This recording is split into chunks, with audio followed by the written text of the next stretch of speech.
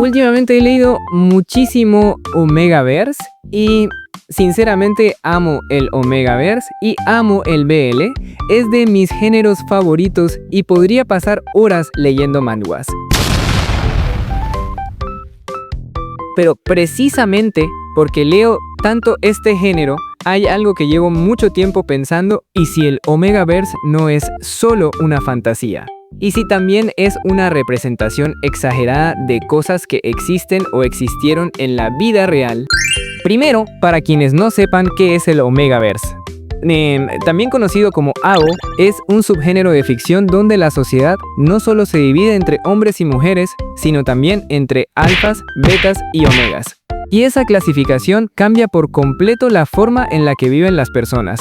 Normalmente, los alfas son representados como personas altas, atractivas, físicamente fuertes y con un enorme estatus social.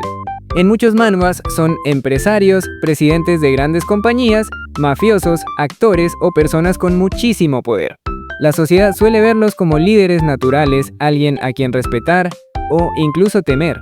Los betas, en cambio, suelen ser la población más común. No poseen las características biológicas de un alfa ni las de un omega. En la mayoría de historias llevan una vida relativamente normal y pasan desapercibidos dentro de esa jerarquía.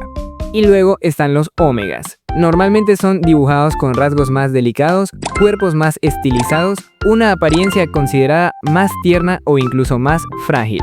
Aunque no todos los manhwas lo representan así, es un diseño que se repite muchísimo dentro del género. Además, los omegas atraviesan el famoso celo, un periodo donde sus hormonas cambian drásticamente. También producen feromonas que, dentro de la ficción, pueden atraer a los alfas y, dependiendo del universo, incluso pueden embarazarse sin importar si son hombres o mujeres. Hasta aquí, todo parece una simple fantasía.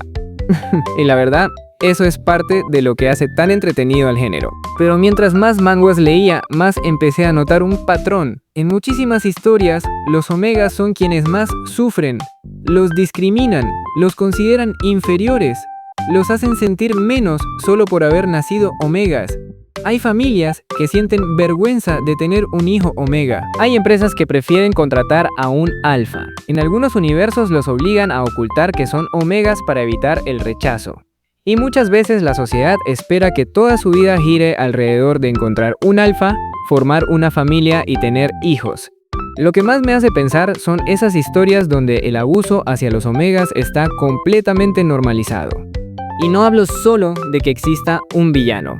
Hablo de manipulación, control, violencia, abuso psicológico y, en algunos casos, agresiones sexuales que la historia termina presentando como si fueran una prueba de amor o el inicio del romance. Y, personalmente, ese tipo de historias me desagradan muchísimo.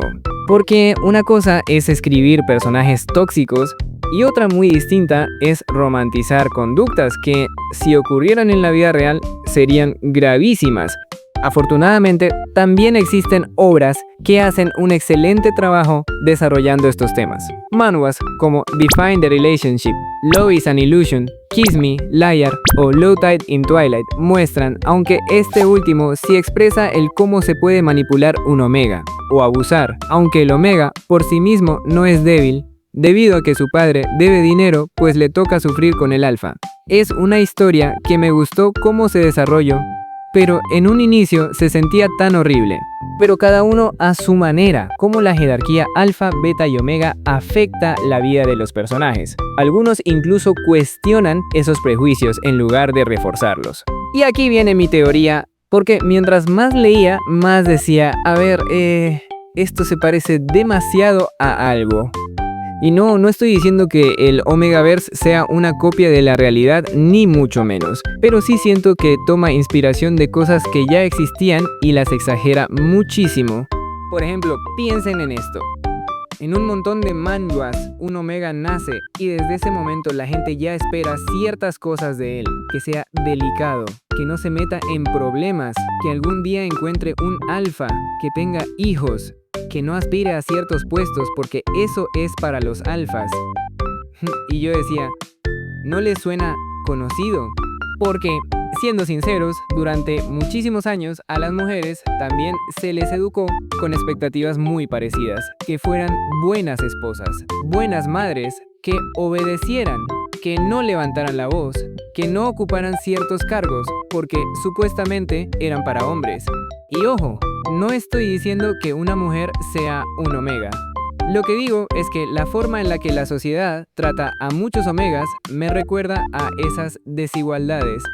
Y hay otra cosa que me parece curiosísima. El celo. Muchos dicen, eso ya es pura fantasía. Y sí, obviamente lo es. Pero si te pones a pensarlo tantito, parece una mezcla exageradísima de procesos reales, como la ovulación, los cambios hormonales o el aumento del deseo sexual que algunas personas pueden experimentar en ciertas etapas del ciclo. Solo que el Omegaverse dice, ¿y si subimos eso al 300% y hacemos que sea una parte central de la historia? Y luego están las feromonas que, otra vez, en la vida real no funcionan como en los manhwas, pero dentro del género sirven para representar esa atracción o esa conexión que los personajes sienten casi como si fuera un destino. Ahora, hay algo que sí me molesta, y es que hay manhwas donde el abuso hacia los omegas está demasiado romantizado. Y no digo esto porque odie el género. Al contrario, amo el Omegaverse, pero precisamente porque lo amo, creo que también se vale criticar las cosas que no me gustan. Hay historias donde un alfa controla absolutamente toda la vida del omega, lo manipula, lo humilla, cruza límites muy graves. Y luego, unas cuantas escenas después, la historia quiere convencerte de que todo estaba bien, porque en el fondo sí lo amaba. Y no, a mí eso nunca me ha terminado de convencer.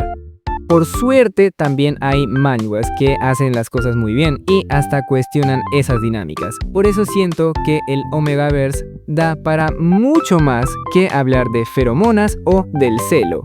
También da para hablar de prejuicios, de poder, de cómo la sociedad etiqueta a las personas desde que nacen y de cómo muchas veces uno tiene que luchar contra esas etiquetas. Puede verse como una exageración de cómo una sociedad clasifica a las personas antes de conocerlas. Obviamente, no estoy diciendo que las mujeres sean literalmente omegas, ni que los hombres sean alfas. Tampoco digo que esa haya sido la intención de todos los autores.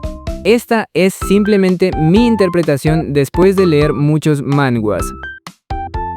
Y bueno, este fue mi primer video. Si les gustó, déjenme en los comentarios qué otros temas relacionados con el BL o los manhwas les gustaría ver en el canal. También acepto recomendaciones de historias para leer. Gracias por ver y nos vemos en el próximo video.